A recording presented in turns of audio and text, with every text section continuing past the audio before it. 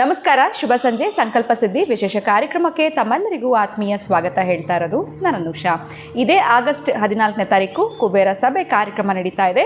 ಇದರಲ್ಲಿ ನೀವು ಕೂಡ ಪಾಲ್ಗೊಳ್ಬೋದು. ಇದ್ರ ಬಗ್ಗೆ ನಿಮಗೆ ಹೆಚ್ಚಿನ ಮಾಹಿತಿ ಬೇಕು ಅಂತಂದರೆ ಸ್ಕ್ರೀನ್ ಮೇಲೆ ಬರ್ತಿರುವಂಥ ಸಂಖ್ಯೆಗಳಿಗೆ ಕಾಲ್ ಮಾಡ್ಬೋದು, ತಮ್ಮ ಹೆಸರುಗಳನ್ನ ರಿಜಿಸ್ಟರ್ ಮಾಡ್ಕೊಳ್ಬೋದು. ಇನ್ನು ಕುಬೇರ ಸಭೆ ಕಾರ್ಯಕ್ರಮದಲ್ಲಿ ಪಾಲ್ಗೊಳ್ಳೋ ಪ್ರತಿಯೊಬ್ಬರು ಕೂಡ ನೀವು ನವಧಾನ್ಯಗಳನ್ನು ನೀವು ಮೊಳಕೆ ತರಬೇಕಾಗತ್ತೆ. ಇದ್ರ ಬಗ್ಗೆ ನೀವು ಹೆಚ್ಚಿನ ಮಾಹಿತಿ ಪಡೆದುಕೊಳ್ಬೇಕು ಅಂತಂದರೆ ಸಂಖ್ಯೆಗಳಿಗೆ ನೀವು ಕರೆ ಮಾಡಿ ಮಾಹಿತಿಯನ್ನು ಪಡೆದುಕೊಳ್ಬೋದು. ಇದೇ ಫಸ್ಟ್ ಟೈಮ್ ನಮ್ಮ ಚಾನಲ್ ವೀಕ್ಷಿಸ್ತಾ ಇದ್ದೀರಾ ಅಂತಂದರೆ ಈಗಲೇ ಚಾನಲ್ನ ಸಬ್ಸ್ಕ್ರೈಬ್ ಮಾಡಿ, ನಮ್ಮ ವೀಡಿಯೋಸ್ನ ಲೈಕ್ ಮಾಡಿ. ಕಾರ್ಯಕ್ರಮದಲ್ಲಿ ನಮ್ಮ ಜೊತೆಲಿದ್ದಾರೆ ಸ್ಪಿರಿಚುವಲ್ ಗುರು ಡಾಕ್ಟರ್ ವಿಷ್ಣುದತ್ತ ಗುರೂಜಿಯವರು. ಗುರೂಜಿಯವ್ರನ್ನ ಕಾರ್ಯಕ್ರಮಕ್ಕೆ ಸ್ವಾಗತಿಸೋಣ. ನಮಸ್ತೆ ಗುರುಗಳೇ, ಕಾರ್ಯಕ್ರಮಕ್ಕೆ ಆತ್ಮೀಯ ಸ್ವಾಗತ. ಗುರುಗಳೇ, ಆರೋಗ್ಯವೇ ಭಾಗ್ಯ ಅನ್ನೋ ಒಂದು ಮಾತಿದೆ. ಜೀವನದಲ್ಲಿ ಆರೋಗ್ಯ ಒಂದು ಚೆನ್ನಾಗಿದ್ರೆ ಸಾಕು, ಮನುಷ್ಯ ಏನು ಬೇಕಾದರೂ ಸಾಧಿಸ್ಬೋದು ಅಂತ.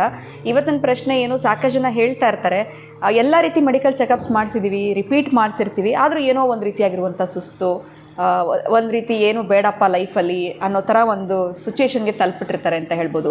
ರಿಪೋರ್ಟ್ಸ್ ನಾರ್ಮಲ್ ಆಗಿರುತ್ತೆ, ಔಷಧಿ ತೊಗೊಂಡ್ರೆ ಏನೂ ಕೂಡ ವರ್ಕ್ ಆಗ್ತಿರೋದಿಲ್ಲ, ಏನೋ ಒಂದು ರೀತಿ ನಮಗೆ ಏನಾದರೂ ಒಂದು ಪ್ರೇತ ಏನಾದರೂ ಅಂಟ್ಕೊಂಡ್ಬಿಟ್ಟಿದೆ, ಏನಾದ್ರು ನೆಗೆಟಿವಿಟಿ ಇದೆಯಾ ನಮಗೆ, ಆ ರೀತಿಯೆಲ್ಲ ನಮಗೆ ಆಲೋಚನೆ ಆಗ್ತಾ ಇರುತ್ತೆ, ಅಥವಾ ಯಾರೋ ಏನೋ ಮಾಡಿಸ್ಬಿಟ್ಟಿದ್ದಾರೆ ಅಂತ. ಇದೆಲ್ಲದರಿಂದ ಹೊರಗಡೆ ಬರಬೇಕು ಅಂತಂದರೆ ಏನು ಮಾಡಬೇಕು ಗುರುಗಳೇ? ಏನಾದರೂ ಒಂದು ತಂತ್ರವನ್ನು ತಿಳಿಸ್ಕೊಡ್ಬೋದಾ? ತುಂಬ ಜನಕ್ಕೆ ಇದು ಈ ಹಾಸ್ಪಿಟ್ಲು ಸರಿ ಇಲ್ಲ, ಬೇರೆ ಡಾಕ್ಟ್ರು, ಈ ಡಾಕ್ಟ್ರು ಬೇಡ, ಇನ್ನೊಂದು ಡಾಕ್ಟ್ರು, ಈ ಥರ ಡಾಕ್ಟ್ರ್ ಶಾಪಿಂಗ್ ಕೂಡ ಮಾಡಿಬಿಟ್ಟಿರ್ತಾರೆ ಅಂತ ಹೇಳ್ಬೋದು. ಆದರೆ ಕಾಯಿಲೆ ಮಾತ್ರ ವಾಸಿ ಆಗ್ತಾ ಇರೋದಿಲ್ಲ. ಸೊ ಏನು ರೀಸನು, ಇದಕ್ಕೆ ತಿಳಿಸ್ಕೊಡಿ ಗುರುಗಳೇ. ಓಂ ವಿಶ್ವಸ್ಮೈ ನಮಃ. ಪ್ರೀತಿಯ ಬಂಧುಗಳೇ, ರೀಸನ್ ಅಂತ ಹುಡುಕಿದ್ರೆ ನಮಗೆ ಹೇಗೆ ಇನ್ಫೆಕ್ಷನ್ನು ಫುಡ್ಡಿಂದ ಆಗಿರೋದು, ವಾಟ್ರಿಂದ ಆಗಿರೋದು ಅಂತ ಹೇಗೆ ಅದು ನಮ್ಮ ಸ್ಕ್ಯಾನಿಂದ ತಿಳ್ಕೊಳ್ತೀವೋ, ಡಾಕ್ಟ್ರ್ ಕೊಡ್ತ ಸಜೆಷನಿಂದ ನಾವು ತಿಳಿದುಕೊಳ್ತೀವೋ, ಅಂತಹದ್ದೇ ಒಂದು ಪದ್ಧತಿ ಅನ್ನೋದು ಹೇಗೆ ಅಂತಂದರೆ, ನೀವು ಹೇಳಿದ್ರಲ್ಲ ಈಗ ಡಾಕ್ಟ್ರು ಎಲ್ಲ ನೋಡಿದ್ದಾರೆ, ನಾರ್ಮಲ್ ಬರ್ತದೆ ಹೇಗೆ ಅಂತ. ಇದೆಲ್ಲದಕ್ಕೂ ಒಂದು ಉತ್ತಮವಾಗಿರ್ತಕ್ಕಂತಹದ್ದು. ಡಾಕ್ಟ್ರ್ ಕೈ ಬಿಟ್ಟರೂ ಕೂಡ ಈ ರೆಮಿಡಿ ಕೈ ಬಿಡಲ್ಲ. ಡಾಕ್ಟ್ರ್ ಕೈ ಬಿಟ್ಟರೂ ಕೂಡ ಈ ರೆಮಿಡಿ ಎಂತ ಅಂತಂದರೆ ಆ ರೋಗಿಷ್ಠರನ್ನು ಕೈ ಬಿಡೋದೆಲ್ಲ ಕೈ ಹಿಡಿಯುತ್ತೆ ಅದು. ಆಮೇಲೆ ಅವರ ಮನೆಗಾಗಿರ್ತಕ್ಕಂಥ ಅಷ್ಟು ನೆಗೆಟಿವ್ ಇತ್ತಲ್ಲ, ಅಷ್ಟು ಒದ್ದಾಟ ಮಾಡ್ತಿದ್ರಲ್ಲ, ಯಾವುದು ಅಂತ ಕಂಡುಹಿಡಿದು ಯಾವ ಪೂಜೆ ಮಾಡಿಸೋದು, ಅದು ಮಾಡಿಸೋದು, ಇದು ಮಾಡಿಸೋದು, ಒಟ್ಟಾರೆ ಅವರು ಹೆಲ್ತ್ ಆ್ಯಂಡ್ ವೆಲ್ತ್ ಈ ಎರಡೂ ಪಡೆದುಕೊಳ್ಳೋದಕ್ಕೆ, ಯಾಕೆ ನಕಾರಾತ್ಮಕ ಸೂಸ್ತಾ ಇರತಕ್ಕಂಥ ತರಂಗ ಯಾವುದದು, ಅಂತಹ ನಕಾರಾತ್ಮಕವನ್ನು ಹೊರದಬ್ಬಬೇಕು, ಹೊರದೂಡಬೇಕು ಅನ್ನಲಿಕ್ಕೂ ಕೂಡ, ಮತ್ತು ಹಾಗೇನೆ ದಷ್ಟಪುಷ್ಟವಾಗಿರ್ತಕ್ಕಂಥ ಆರೋಗ್ಯಪೂರ್ಣದಾಗಬೇಕಾದರೂ ಕೂಡ ಇದೊಂದು ಚಮತ್ಕಾರದ ತಂತ್ರ ಪದ್ಧತಿ ಬ್ಲೇಡ್. ನೀವೆಲ್ಲ ಕೇಳಿದ್ದೀರಿ, ನೋಡಿದ್ದೀರಿ. ಅಂತಹ ಬ್ಲೇಡ್ ಹೊಸದಾಗಿ ಖರೀದಿ ಮಾಡಬೇಕು, ಮನೆಯಲ್ಲಿ ಹಳೆಯದಲ್ಲ, ಹೊಸದಾಗಿ ಖರೀದಿ ಮಾಡಿರ್ತಕ್ಕಂತಹ ಬ್ಲೇಡನ್ನು ತೆಗೆದುಕೊಂಡು ಬರ್ತಾ ಮನೆಗೆ ನಿವಾಳಿಸ್ತಕ್ಕಂತಹದ್ದು. ಬಾಗಿಲ ಮೇಲೆ 4 ಕಡೆ, ಕೆಳಗಡೆ, ಮೇಲೆ, ಲೆಫ್ಟು, ರೈಟು ಎಲ್ಲ ಕಡೆ ಟಚ್ ಮಾಡಬೇಕು. ಅದನ್ನು ಟಚ್ ಮಾಡ್ತಾ ಗೊತ್ತಿಲ್ಲ ಮನೆಯಲ್ಲಿ ಯಾವ ತರಹದ ನೆಗೆಟಿವ್ ಇದೆಯೋ, ಈಗ ನೀವು ಸಣ್ಣದಾಗಿರ್ತಕ್ಕಂತಹದ್ದು ಏನಾದರೂ ಒಂದು ಕಟ್ ಮಾಡಬೇಕಾದ್ರೆ ಎಷ್ಟು ಚೆನ್ನಾಗಿ ಅದನ್ನು ನಾವು ಬಳಸ್ಕೊಳ್ತೀವಿ, ದೊಡ್ಡದೇನು ಬೇಕಾಗಿಲ್ಲ ಅದಕ್ಕೆ. ಹಾಗೆಯೇ ಇಲ್ಲಿರ್ತಕ್ಕಂತಹದ್ದು ಎಂತಹದ್ದು ಸಮಸ್ಯೆ ಇದ್ದರೂ ಕೂಡ ಸೂಕ್ಷ್ಮವಾಗಿ ಹರಿತಾ ಇರತಕ್ಕಂಥದ್ದೇ ಇದು ಬೇಕಾಗತ್ತೆ. ಅದು ರ್ಯಾಪರ್ ಓಪನ್ ಕೂಡ ಮಾಡಬಾರ್ದು ನೀವು. ಹಾಗೆ ಇದ್ದು ಯಾವ ವ್ಯಕ್ತಿಗೆ ಎಷ್ಟೊಂದು ದೊಡ್ಡ ಮಟ್ಟದ ಕಾಯಿಲೆ ಇದೆಯೋ ಆ ವ್ಯಕ್ತಿಗೆ ಮಾತ್ರ ಗೊತ್ತಾಗಬಾರ್ದಿದ್ದು. ಅವರಿಗೆ ಮಲಗಿರುವಾಗ ಇಲಿ ತೆಗೆದುಬಿಟ್ಟು ಅವರ ಹಾಸಿಗೆ ಕೆಳಗಡೆ ಅಥವಾ ಅವರ ದಿಂಬು ಕೆಳಗಡೆ ಇದನ್ನು ಇಡಬೇಕು.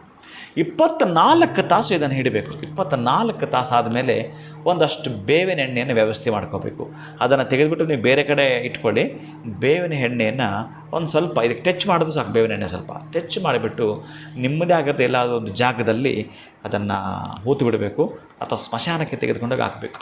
ಇಷ್ಟೇ ನೀವು ಮಾಡ್ತಕ್ಕಂಥದ್ದು. ಎಷ್ಟು ಬೇಗ ಅಂತಂದರೆ ಅದೇ ನಾನು ಹೇಳಿದ್ದು, ಡಾಕ್ಟ್ರ್ ಕೈ ಬಿಟ್ಟರು ಕೂಡ ಈ ರೆಮಿಡಿ ಅವ್ರನ್ನ ಕೈ ಹಿಡಿಯುತ್ತೆ. ಬೇವಿನ ಎಣ್ಣೆ ಎಷ್ಟು ತೊಗೊಳ್ಬೇಕಾಗುತ್ತೆ? ಬೇವಿನ ಎಣ್ಣೆ ಒಂದು ಸ್ವಲ್ಪ, ಒಂದು 10 ಗ್ರಾಮ್ ತೆಗೆದುಕೊಂಡ್ರು ಕೂಡ ಅದಕ್ಕೆ ಟಚ್ ಮಾಡ್ತಾರೆ, ಅಂದರೆ ಅದನ್ನು ಮುಳುಗಿಸಬೇಕು.